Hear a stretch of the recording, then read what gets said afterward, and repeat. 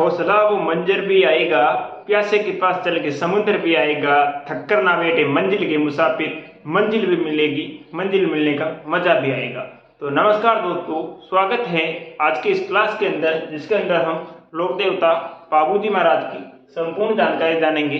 क्योंकि दोस्तों जो पाबूजी महाराज हैं, इनके जो राजस्थान के चाहे कोई सा भी कंपटीशन हो, उसमें से दोस्तों जो लोक देवता टॉपिक लगता है उसमें से कम 2 या 3 क्वेश्चन आते हैं। 2 से 3 क्वेश्चन लोक देवताओं में से आते हैं। चाहे आप आरएस ले लो, चाहे आप एसआई ले लो, चाहे राजस्थान पुलिस ले लो, चाहे पीटीटी, चाहे बीएसटीसी, कुछ भी ले लो। वो तो अपने जो लोक देवता हैं पाबूजी महाराज, उनका दोस्तों आज हम जिक्र करेंगे पूरे सेशन के अंदर। 25 से 30 मिनट का सेशन होगा। इसके अंदर दोस्तों हम पाबूजी महाराज की कहानी और पाबूजी महाराज के संपूर्ण परिचय, जन्म सब जान लेंगे। तो चलिए हम शुरुआत करते हैं पाबूजी महाराज की जन्म।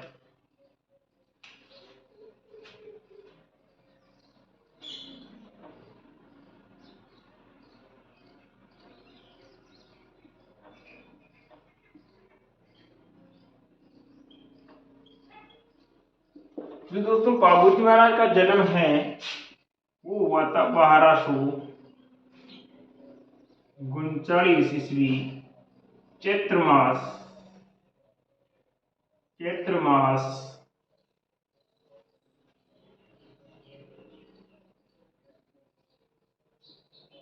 अमावस्या के दिन। जो दोस्तों पाबूजी महाराज हैं उनका जन्म 1239 ईस्वी चैत्र मास अमावस के दिन हुआ है। और इनके जो पिता दांदल जी राठौर।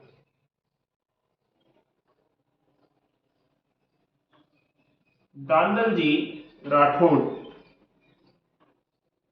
इनके जो पिताजी हैं वो है दांदल जी राठौर और इनकी जो माता है वो है कमला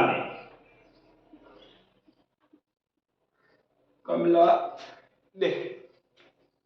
मैंने बताया है पाबूजी महाराज का जन्म 1239 ईस्वी चैत्र मास अमावस के दिन कहाँ हुआ है। और दोस्तों इनका जन्म हुआ है कोल्लूमंड में इनका जन्म हुआ है। कोल्लूमंड है वो पड़ता है जोधपुर में, इनका जन्म हुआ है। इनकी जो दोस्तों शादी है, शादी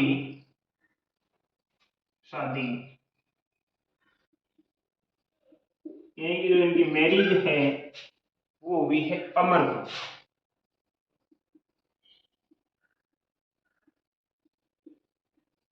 अमरकोट, जो वर्तमान में पड़ता है पाकिस्तान में। और जो दोस्तों इनकी पत्नी है वो है सुप्यारदे।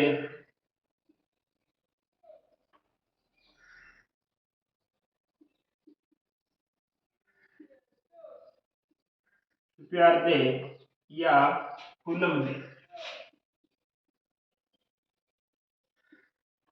फुलमदे के साथ इनकी शादी हुई है पाबूजी महाराज की। इनकी जो घोड़ी है,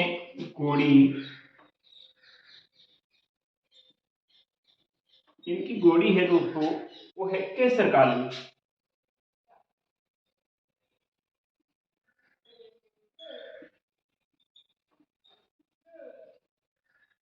केसर काल में इनकी घोड़ी है और ये थी दोस्तों देवल चारनी।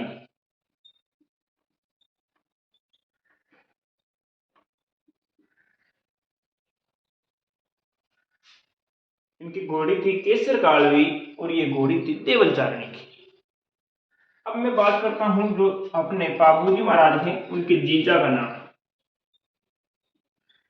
इनके दोस्तों जीजा है वो है जिंदराव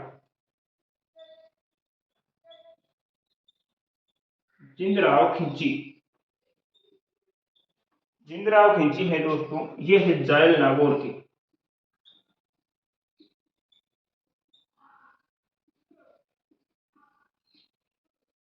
ये कहाँ के थे दोस्तों? तो इनके जीजाजी हैं वो है जिंदराव खिंची और वो है जायल नागौर। मैंने आपको थोड़ा कुछ बताया है पाबूजी के महाराज बारे में।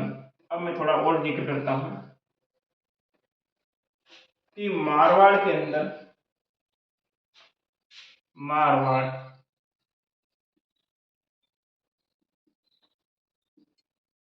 मारवाड़ के अंदर सर्वप्रथम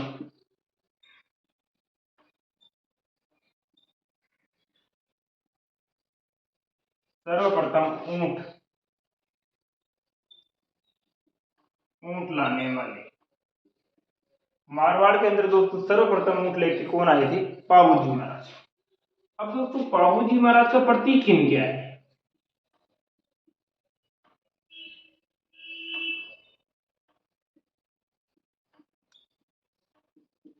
जो पाबूजी महाराज का प्रतीक चिन्ह है कि अश्वसवार, अश्वरोही, हाथ में भाला लिए हुए, भाला लिए हुए, हाथ में भाला लिए हुए, बाईं ओर पगड़ी झुकी,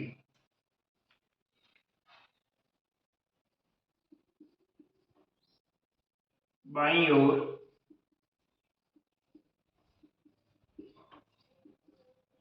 पगड़ी झुकी हुई।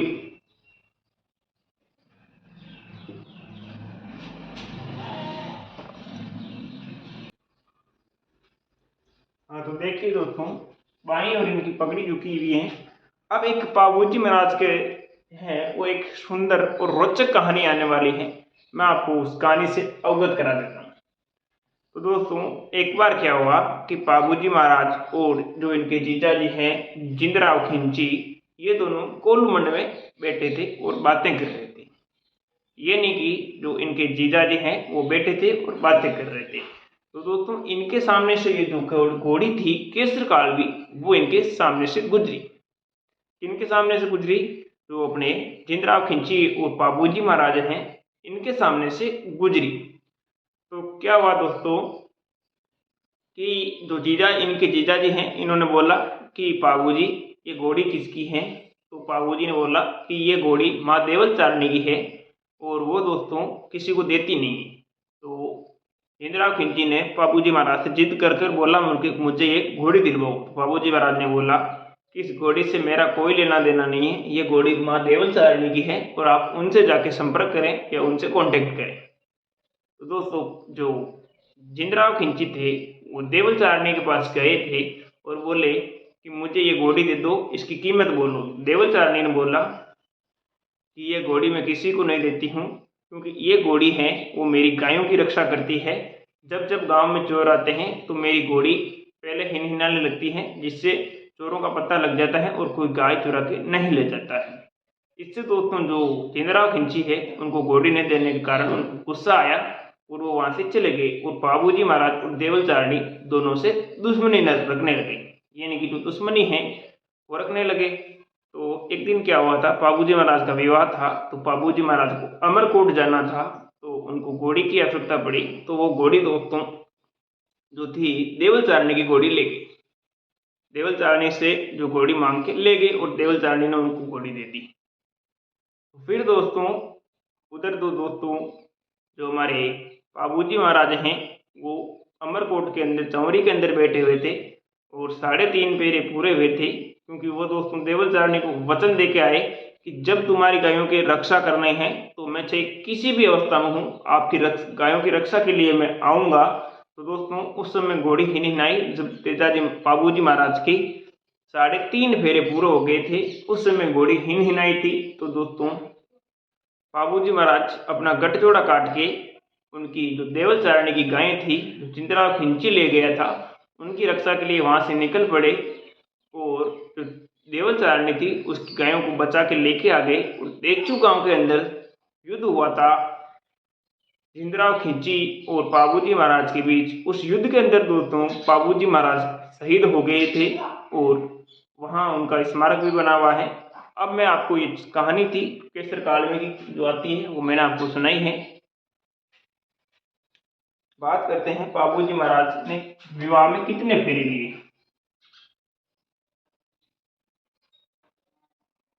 बाबूजी बाबूजी महाराज ने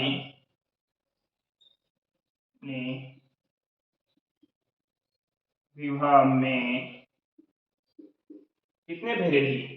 तो दोस्तों बाबूजी महाराज ने विवाह में 3.5 फेरे लिए। कितने फेरे लिए? 3.5 फेरे लिए। और आज भी दोस्तों हमारे पश्चिमी राजस्थान में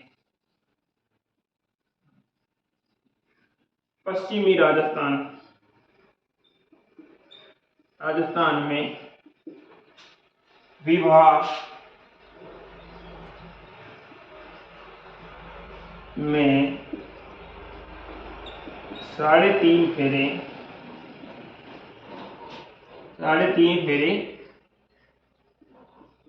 लिए जाते हैं।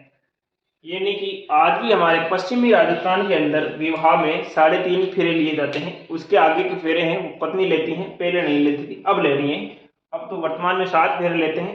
इसमें से दोस्तों 3.5 फेरे पश्चिमी राजस्थान में आज ही 3.5 फेरे में विवाह होता है। अब मैं बात करता हूं कि बाबूजी महाराज की जो वो शहीद हुए थे वो कहाँ हुई, यानी कि मृत्यु। बाबूजी महाराज की मृत्यु है दोस्तों वो हुई थी देचू गांव में। देचू गांव ये पड़ता है जोधपुर में। इनकी मृत्यु हुई थी वो हुई थी देचू गांव, और देचू गांव पड़ता है जोधपुर के अंदर। और इनकी मृत्यु हुई थी 1276 के अंदर, 76 ईस्वी। अब मैं बात करता हूं इनका जो मेला लगता है,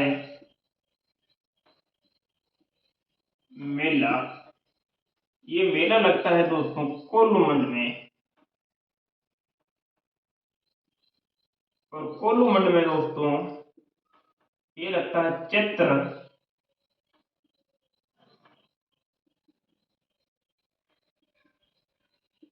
अमावस्या को इनका मेला लगता है कोल्लूमंड, जो जोधपुर के अंदर बहुत बड़ा विशाल मेला पड़ता है। अब मैं बाबूजी महाराज की फड़ का जिक्र कर रहा हूं, क्योंकि जो इम्पोर्टेंट है बाबूजी महाराज की फड़ भी। बाबूजी महाराज की फड़,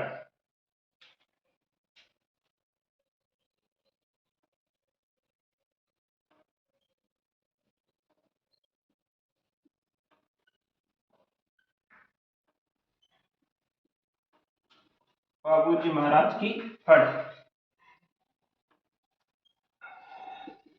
दोस्तों राजस्थान के अंदर सबसे लोकप्रिय फड़ है वो बाबूजी महाराज की, यानी कि राजस्थान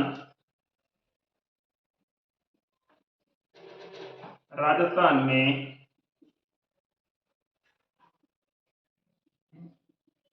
सबसे लोकप्रिय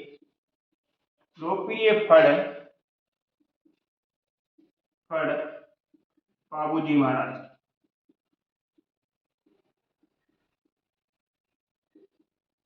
इसका दोस्तों जो गुणगान है वो रावण हत्ता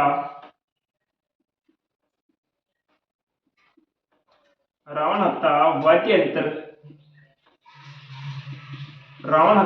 यंत्र के साथ आयड़ या थोरी जाति के लोग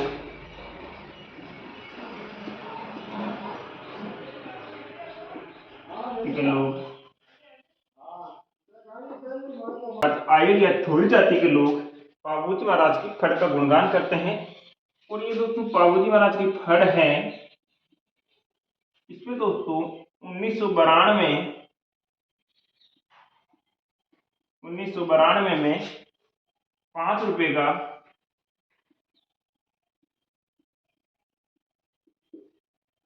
डाक टिकट जारी हुआ यानी कि 1992 में 5 रुपए का डाक टिकट जारी हुआ है और इस फंड का गुणगान ऊंट के बीमार होने पर किया जाता है। ऊंट के बीमार होने पर फंड का गुणगान गुणगान किया जाता है। यानी कि जो ऊंट बीमार होता है राजस्थान में, उस समय दोस्तों बाबूजी की फड़ का गुणगान किया जाता है। ये थी दोस्तों बाबूजी की फड़ के बारे में कुछ तथ्य। अब मैं बात करता हूँ जो बाबूजी महाराज के पवाड़े हैं।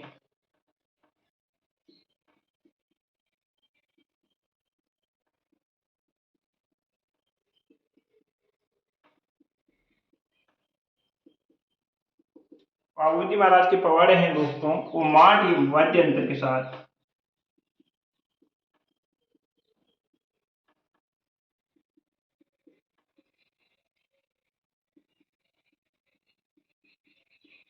माट वाद्य यंत्र के साथ गुणगान किया जाता है।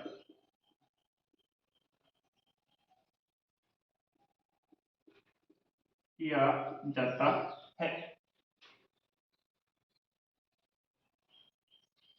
जो मेहर जाति के लोग हैं,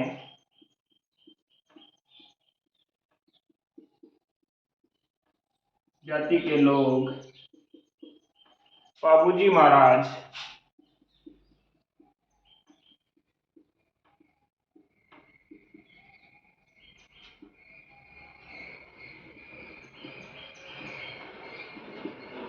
बाबूजी महाराज को पीर मानकर पूजा करते हैं। पूजा करते हैं। तो मेहर जाति के लोग हैं वो बाबूजी महाराज को पीर मानकर पूजा करते हैं। अब दोस्तों मैं बताता हूँ आपको बाबूजी महाराज के कुछ उपनाम।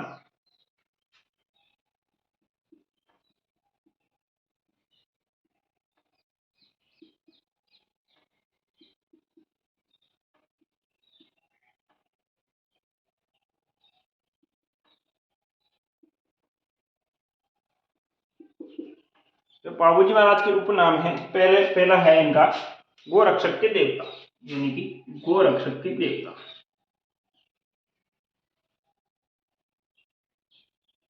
गोरक्षक के देवता इन्हें कहते हैं दोस्तों प्लेग रक्षक के देवता। प्लेग रक्षक के देवता इन्हें कहते हैं हाड़ फाड़ के देवता। इन्हें कहते हैं वचन पालक। वचन पालक के देवता इन्हें कहते हैं वचन पालक के देवता। इन्हें कहते हैं सिद्धि पुरुष।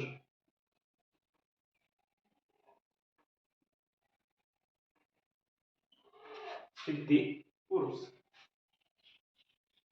ये थे दोस्तों बाबूजी महाराज के पवाड़े, जो माट वाद्य यंत्र के साथ गुणगान किया जाता है और मेहर जाति के लोग इनको पीर या मुसलमान मान के पूछते हैं। और बाबूजी महाराज के कुछ उपनाम हैं, जैसे गोरक्षक के देवता, प्लेग रक्षक के देवता, हाड़ फाड़ के देवता, वचन पालक, सिद्धि पुरुष। ये इनके कुछ उपनाम हैं।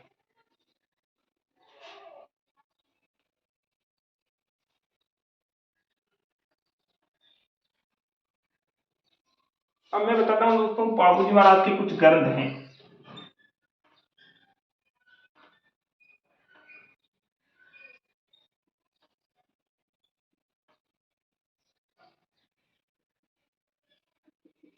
बाबूजी महाराज के कुछ ग्रंथ हैं, जिनमें पहला ग्रंथ है वो है बाबू प्रकाश।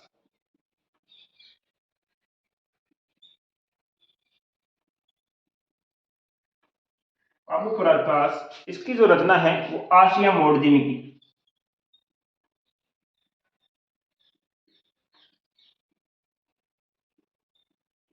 मोर्जी द्वारा, बाबू प्रकाश ग्रंथ की रचना आसिया मोर्जी द्वारा। एक है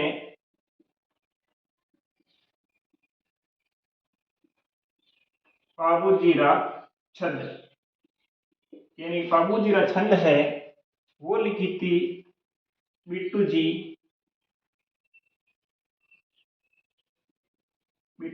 मेहा। एक और है वो है बाबू जीरा दोहा। ये दोस्तों बाबू जीरा दोहा है वो लिखे थे लगराज द्वारा। ये दोस्तों बाबूजी महाराज के तीन ही ग्रंथ इंपोर्टेंट हैं। एक तो बाबू प्रकाश जो आसिया मोर्जी द्वारा रचित है, एक बाबू जीरा छंद जो बिट्टू जी मेह द्वारा, एक बाबू जीरा दोहा वो लागराज द्वारा। ये थी दोस्तों बाबूजी महाराज की संपूर्ण जानकारी। इसके अंदर मैंने आपको बाबूजी महाराज के फड़ के बारे में बताया है, वाद्य यंत्र के बारे में बताया है, शहीद के सेवे उसके बारे में बताया है, और उनके उपनाम बताए हैं, जन्म, माता पिता, इनकी पत्नी का नाम, सारी चीजें मैंने इस क्लास के अंदर डिटेल से बता दी है आपको। एक बार मैं वापस बता देता हूँ। जो बाबूजी महाराज हैं उनका जन्म 1239 ईस्वी चैत्र मास अमावस के दिन कोल्लूमंड में हुआ। इनके माता की नाम जो कमला दे, पिता है दांदल जी राठौड़ माँ, और जो पत्नी है वो है सुपार दे या फुल्लम दे। इनकी जो घोड़ी है वो है केसर कालवी। इनका जो प्रतीक चिन्ह है अश्वरोही, हाथ में भाला लिए हुए और बाईं ओर पाग झुकी। और दोस्तों मारवाड़ में सर्वप्रथम ऊंट लाने वाले बाबूजी महाराज ही थे।